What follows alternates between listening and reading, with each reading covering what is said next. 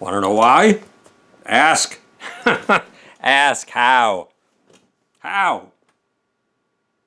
Howard the Humongous. Something remarkable has been happening, and many people have requested that I write a book about it or in some way give you the secrets of it. But in the last 2 weeks, for the first time in my life, I did 1,400 push-ups without stopping. This week, let me push a button here. Yes, no, okay, there we go. This week, I've done 1,000 or more push-ups 5 days in a row. That's ridiculous. I'm stronger, happier, and healthier than I was when I was 16 years old. When I was 19 years old, the greatest number of push-ups that I could possibly do was 92. So 6 years ago, when I was about 66 years old, and I didn't want a sagging body for my girlfriend and decided to start to do push-ups, I thought that if I reached 40, 50, or 60, I would be lucky. I mean, what man in his 60s can do as many push-ups as he could do when he was 19 years old and was dead serious about it?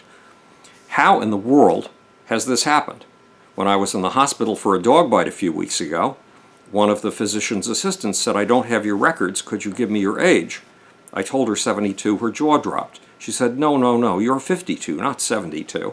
And then she started to pull people in from the hallway, registered nurses, doctors, physician's assistants, and quiz them. How old do you think he is? They all guessed somewhere in my 50s, 58 at the most.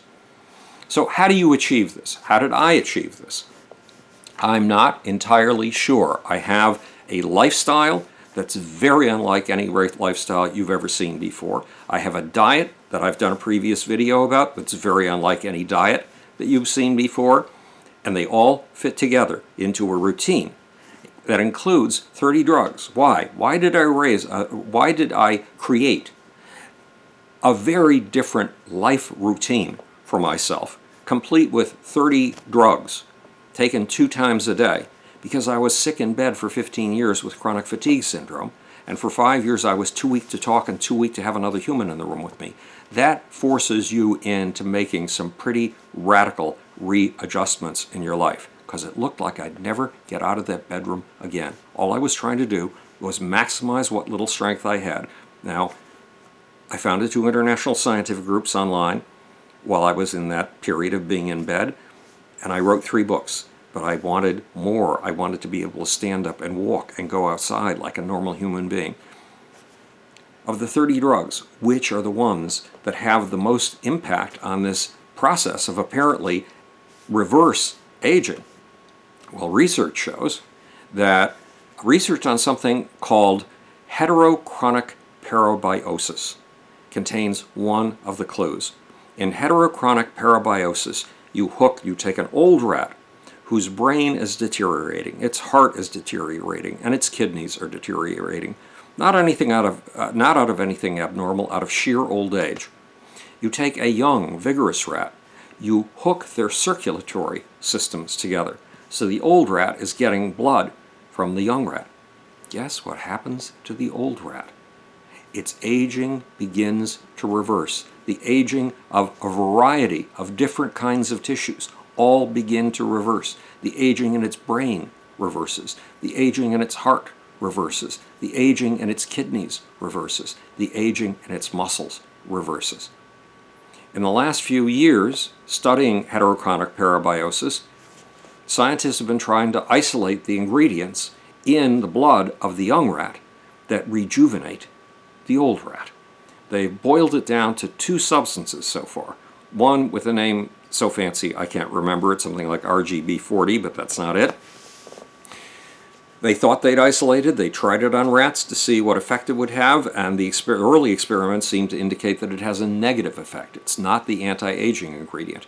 They've isolated another factor from the blood, and when they try that on elderly rats, they do not just stabilize the deterioration that age brings about, they reverse aging They reverse muscle aging in particular.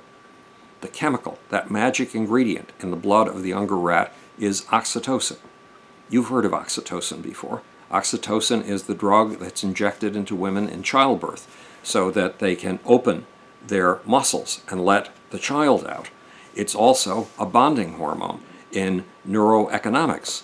It's the hormone of trust. It's the most experimented on hormone in neuroeconomics. It practically is responsible for founding the whole field of neuroeconomics. It's a bonding hormone that a woman, when she first puts a baby to her breast and that baby sucks on her nipple, she gets a flood of it. And for some of my female friends, that flood of oxytocin has been the equivalent of a hallucinogenic high. It's been an astonishing experience. And oxytocin makes you trust people. It makes you bond to people. It's remarkable stuff. But it turns out, in experiments based on heterochronic parabiosis, that oxytocin does something more.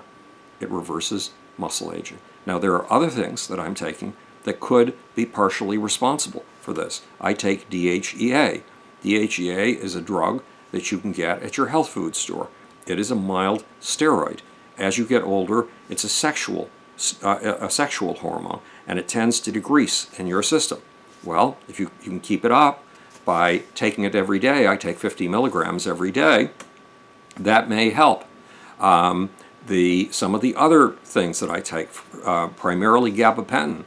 Gabapentin works on a very simple system in the body.